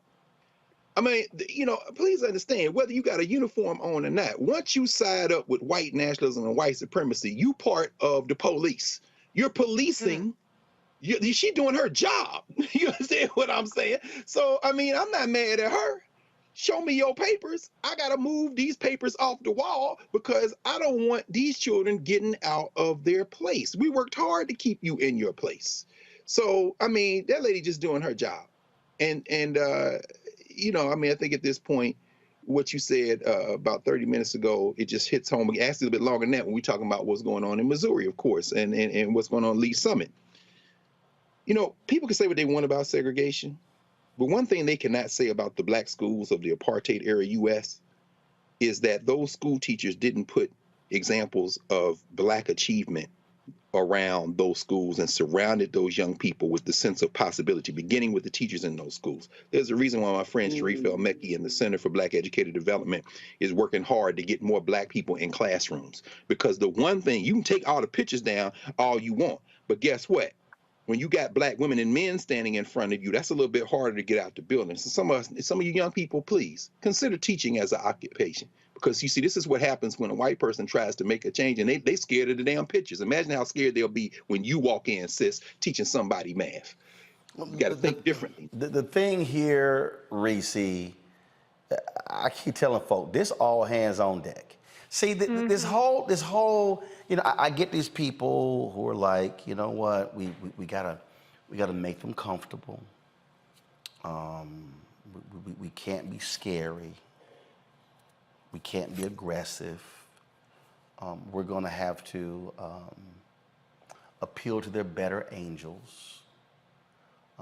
We're gonna have to get them to understand that we sympathize and we empathize with them and letting them know that, yeah, I mean, we know y'all been running this, and so we apologize for how things are now shifting. In reality, there's this desire that we have to continue to make them so comfortable in their racism that we have to ease them out of it and just try to make it as palatable as possible what we're trying to do. And there's no amount of comfort that we can provide them because you still black and they still white, and that's the problem. No humans involved. We haven't said that in a while. And at what cost to us? Why should we shoulder that burden?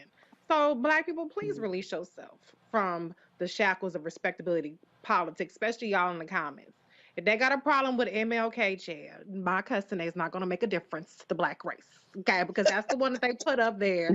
I have a dream, I don't see color, and you can't even have Dr. King's picture in the classroom anymore. If you scared of Colin Powell, and Colin Powell, he's a black Republican. Not mine. Come on. This is not Black Lives Matter flags. These are, to me, very standard. They are amazing people, but very standard, acceptable black people to white people, except for the fact when you don't want black people to be acknowledged at all. But to your point, Roland, it starts with us. The educational system is what it is, but we still have home. And we just got to work a little bit harder to make sure that whatever happens in these schools, which students should be learning, that they're being enriched and properly educated and fully educated and at home. Because if we don't, and you in Florida, this is Ron DeSantis's Florida. This is America. This is Trump's America. And it's only going to get worse. And this is the Republican agenda. They said anti-woke, stop woke act. And this was the plan all along. It was never about teaching about slavery. It was never about critical race theory. It was always about erasing Black excellence, erasing Black humanity from the school system. And we just cannot let that happen. You cannot coexist with racism and bigotry, Erica. Sorry. Because it's killing us. And there are too many of us that have already passed away prematurely. And to add to what Greg said just a couple moments ago with regard to all Black schoolhouses, that made me think about my late grandmother, Gussie Glenn. And I remember her talking to us. She was the first college graduate in our family, my late grandmother.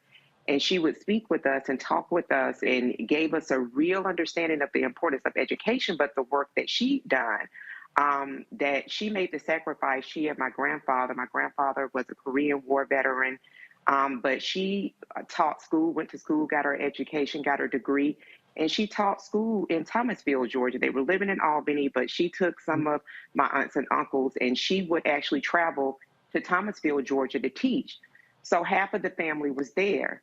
And what was so impressed in my memory, and I thank God that this is a memory that I have retained, is that she spoke and shared with us that when they actually did home visits, that it was an actual home visit. And she had one student who would always fall asleep in class. And so when she went to the home visit, talked with the mother, she found out that the father had passed away and that he was the oldest child. And so he was getting up at 4 a.m. in the morning and he was chopping wood so that there would be heat in the home. That kind of care. So to make sure that even whatever time that baby got to school, let him sleep, because he's been up doing adult work because his father no longer lived and his mother had all of these children to take care of. So there was a community of people doing that. And she also made sure that he got on the lunch count so that he could have lunch that day. My point in saying all of that is that the level of sacrifice that my grandmother, people, and all of our collective families have made, that what Greg said with regard to considering education, going into teaching as an occupation, you know what? That's our responsibility. That those 3 pieces of legislation that were passed in the 1960s, those are not guarantees. Those were on the backs of people that believed in the better future that they themselves did not get to experience, some of them. So it is our responsibility, each of our responsibility in the generation, when we're seeing wars that are being raged, like Reese laid out about DeSantis's Florida, that this part of Florida is known as Lower Alabama, Pensacola, Escambia County. But for us to be very, very clear that because of what we have been benefactors of does not give us the luxury to put our damn feet up and act like we don't have a part in this ongoing war. We have a part in the war. So some people's part of the war will be to go into the education system and show up to make sure that that percentage of students that do have Black teachers does go on to not only complete high school, but they hopefully go on to complete college as well. That is, if that's your part in the war, then you have to participate in that, because what we're seeing, the rinse and repeat, the hostile group, the hostile folks that want power, they'll dance to your music, but they hate your guts. They're not going to stop doing what they're doing, and they're going to be smiling and laughing at you the whole time. All right, folks, hold tight 1 second. We come back. I got headlines, and we're going to close the show out showing you how Beto O'Rourke responded to a Governor Greg Abbott heckler. Y'all, Reese just adores how Beto responded. I'm going to play it for y'all. You're watching Roland Martin Unfiltered on the Black Star Network. Don't forget, please support us in what we do, y'all. Download the app. Download the Black Star Network app. Apple phone, Android phone, Apple TV, Android TV, Roku, Amazon Fire TV, Xbox One, Samsung Smart TV, and of course, you also please join our Bring the Funk fan club. Guys, look, we are doing the work, but it takes money to do the work. It takes money to pay the staff, to pay for the streaming services, you name it. Look, I just told you about the app. That app is $160,000 a year just for that particular app. And so, trust me, your contributions matter. And so we're trying to raise $100,000 this month. 2,000 of our fans give $50 each. That's $100,000. That, folks, we're almost there. That pays for the app for the entire year. That's just 1 month. So I'm always sharing the information with y'all, being very upfront and honest about what these things cost. Do understand, to launch our 24-hour streaming channel is probably going to be around $200,000. And so we're working on that right now. Look, that has to be paid, y'all. That's just real. You got to pay the people who are working to get the distribution. And so that's what we're all about. And so check and money orders can go to P.O. Box 57196, Washington, D.C. 20037-0196. Cash App is $RM Unfiltered. PayPal is R Martin Unfiltered. Venmo is RM Unfiltered. Zelle is Roland@RolandSMartin.com. Roland@RolandMartinUnfiltered.com. We'll be right back.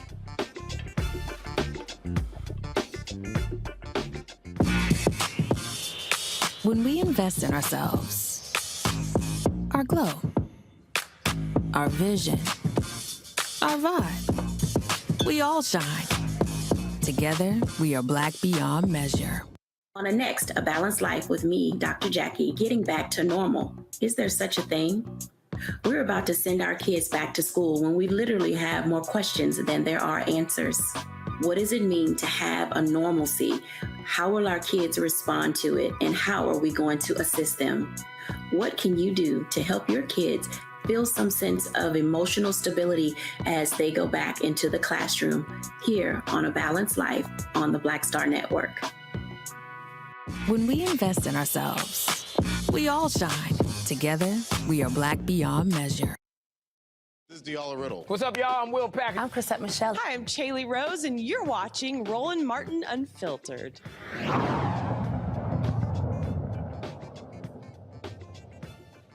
Pull up a chair, take your seat. The Black Tape with me, Dr. Greg Carr, here on the Black Star Network.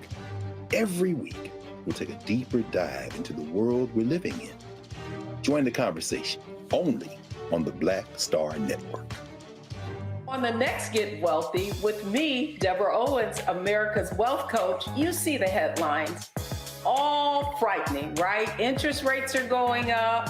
The recession is on the way. The stock market is up and down. But you know what they say, scared money don't make money. That's why I'm excited on our next Get Wealthy to have a conversation with someone who has written a new book, Fearless Finances, and she's going to share exactly what you need to do to secure your bag regardless of the ups and downs of the economy or the stock market. Oftentimes you can start with as little as $5. That's right here, only on Get Wealthy on Black Star Network. What's going on? This is Tobias Trevelyan. Hey, I'm Amber Stevens-West. Yo, what up, y'all? This is Jay Ellis, and you're watching Roland Martin Unfiltered.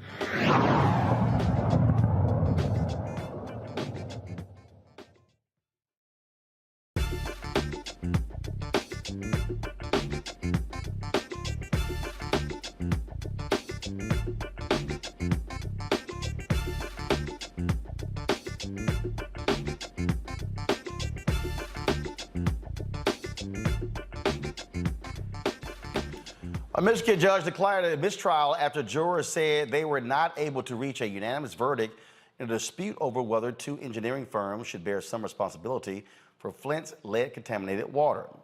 Vadina, North America, and Lockwood, Andrews, and Newman, known as Land, were accused of not doing enough to get Flint to treat the highly corrosive water or to urge a return to a regional water supplier. The 8-person jury met for roughly 7 days after hearing evidence for months. The jury sent this note to the judge. Further deliberations will only result in stress and anxiety with no unanimous decision without someone having to surrender their honest convictions, solely for the purpose of returning a verdict. The trial centered on the engineering firms and the effects of lead on 4 children, not all Flint residents. Folks, the Virginia U.S. Army lieutenant who was pepper sprayed, struck, and handcuffed during a traffic stop can move forward with his lawsuit claiming false imprisonment and assault and battery. While Caron Nazario can move to proceed with his lawsuit, U.S. District Judge Roderick Young said federal immunity laws shield the two officers from two things, claiming they violated Nazario's constitutional protections against excessive force and unreasonable seizure, his right to free speech by allegedly threatening him with arrest if he complained about their behavior. Judge Young ruled the officer who initially pulled Nazario over is liable for illegally searching for a gun in the soldier's SUV in violation of the U.S. Constitution and Virginia law. Nazario had a concealed carry permit. In Pennsylvania, a former cop pleads guilty to trafficking fentanyl while armed with a firearm in federal court. Todd Hoffland pled guilty to possession with intent to distribute fentanyl and illegal possession of a firearm. Hoffland was one of 4 people arrested in a fentanyl distribution ring linked to the Bloods street gang in July of 2020. Court documents say Hoffland was arrested after delivering fentanyl to a customer in a parking lot. When he was stopped, he displayed a police badge claiming to be a police officer. Agents allegedly found 50 packets of fentanyl in his car. Hoffland is scheduled to be sentenced on November 1st. All right, folks, let's talk about what took place in Texas. Beto O'Rourke, a former U.S. congressman, is running against Republican incumbent Greg Abbott. Beto, of course, he's brought that lead down. Abbott was leading by double digits and now down to less than 5 points. O'Rourke has been traveling all across the state, speaking to voters, and he really took it up a notch after the Uvalde shooting that left 19 kids dead and 2 adults. Remember he confronted Abbott and the others at that news conference, and he has been very clear on the campaign trail where he stands on this. So last night, you had a couple of Abbott people who rolled up to his event. So imagine some MAGA people rolling up to a speech that I gave, or to a lecture from Greg, or to an event Reese or Erica had. And they said something. This is how the reaction might go down. I'm going to make sure that now 11 weeks since we lost 19 kids and their 2 teachers shot to death with a weapon originally designed for use in combat, legally purchased by an 18-year-old who did not try to obtain one when he was 16 or 17, but followed the law that's on the books, ladies and gentlemen, that says that you can buy not one, you can buy 2 or more if you want to, AR-15s, hundreds of rounds of ammunition, and take that weapon that was originally designed for use on the battlefields in Vietnam to penetrate an enemy soldier's helmet at 500 feet and knock him down dead, up against kids at 5 feet. It may be funny to you, motherfucker, but it's not funny to me, okay?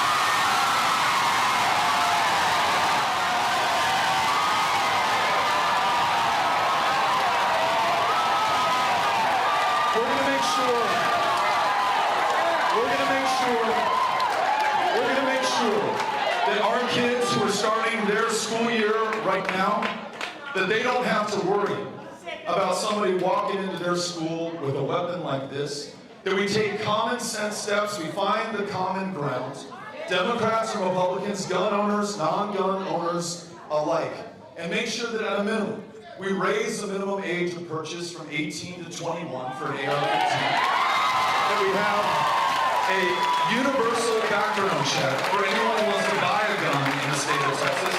And then we have a red flag law. So listen, if you have that firearm, as this young man did, and you are threatening to kill people so bad that his friends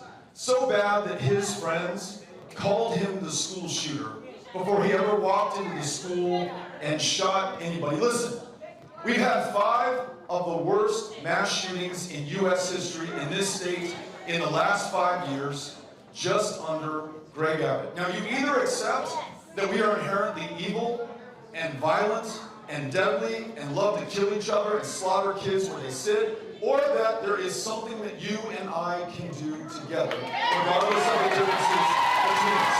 That's where I am right now. Well, now, Reese, he let it rip. Well, sometimes you gotta call a motherfucker.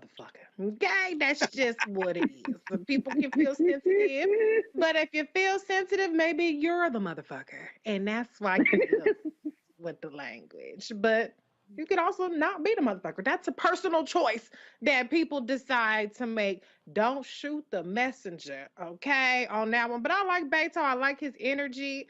Chad, I don't know what it's gonna take down there in Texas for people to be fed up with being the mass shooter capital of the country. And I will just say this, I'm gonna drop this in my book, The Long and Short of It Guide to the 2022 Midterms, the Radical Republicans. I did drop that bit of knowledge about how Texas is the home of the largest, 5 of the largest mass shootings in the 5 years, all under Greg Abbott. So they can do something about it. They can do something about it in Texas. I think Beto is an exceptionally strong candidate, and some Democrats across the country could get a little bit more of that Beto, or as some might say, that Reese energy.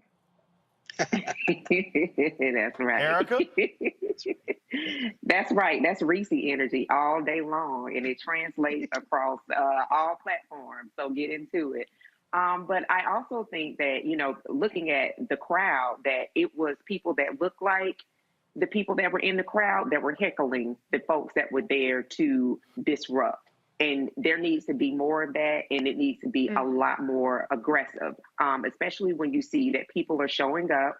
Don't know if they're, paid actors, because they were definitely accusing Democrats of being that. So don't know if they're paid actors. Don't know, if they got a coin or not for showing up. But like these people are showing up and disrupting a town hall or a stop on his stump with him talking about 19 babies that were slaughtered. So it shows you really kind of the force that all of us collectively are dealing with. So in terms of Beto, I think there's some other candidates that are running that could really engage that Beto energy, meaning they're going out. I'm talking to you, Chris, who's looking to try to gain Florida again, but kind of that momentum, that level of energy going out, stomping, and not depending on Black and people of color to fill in the gap for the vote. So good for Beto. Hey, Greg, I had no problem when he charged them when they were on that stage in Uvalde, calling them out. They were talking about, oh, you stuck. No, that is the energy you need. People want to see fighters. And the bottom line, what Greg Abbott has done to my native state is shameful and despicable.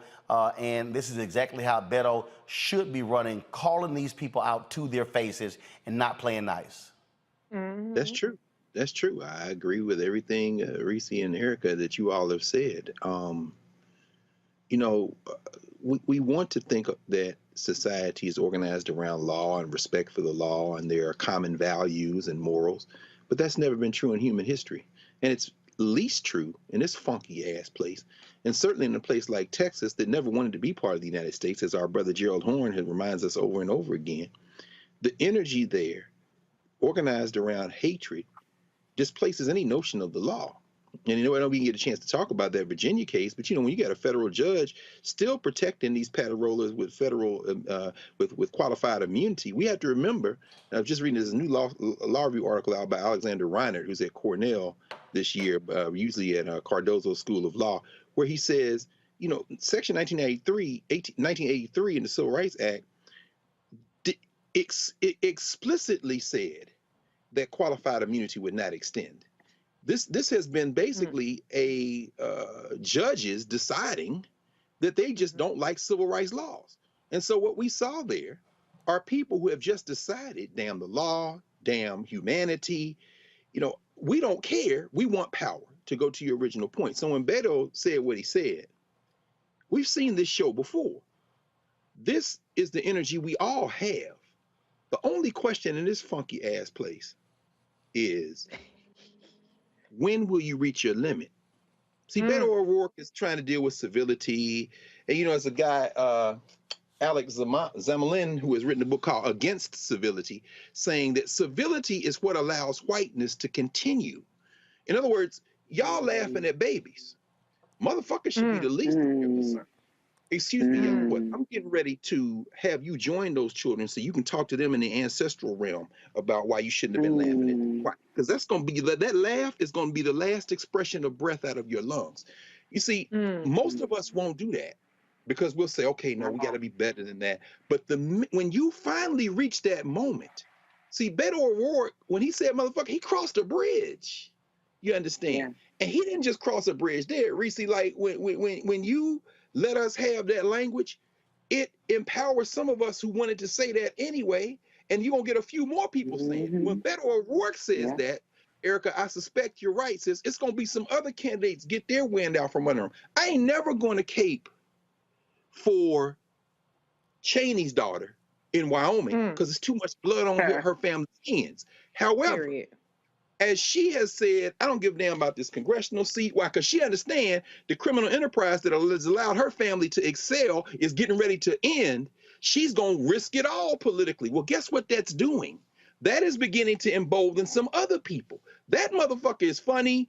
It's certainly cathartic, but it's also a signal, as we have seen them in previous times in American history, that people have reached a point where these laughing motherfuckers are now going to get got with. And there are more of us than there are them, of all colors, of all class, of all background. And the minute we say, oh, it's on? It's on now. Oh, let's crush their asses.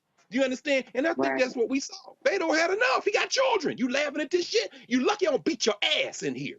And if he had beat your ass, he might win the damn election yesterday. He might have. That might have been what it takes. No question. Hey, I keep trying to tell people, bottom line is, when stuff gets serious, man, we ain't got time to be playing these games.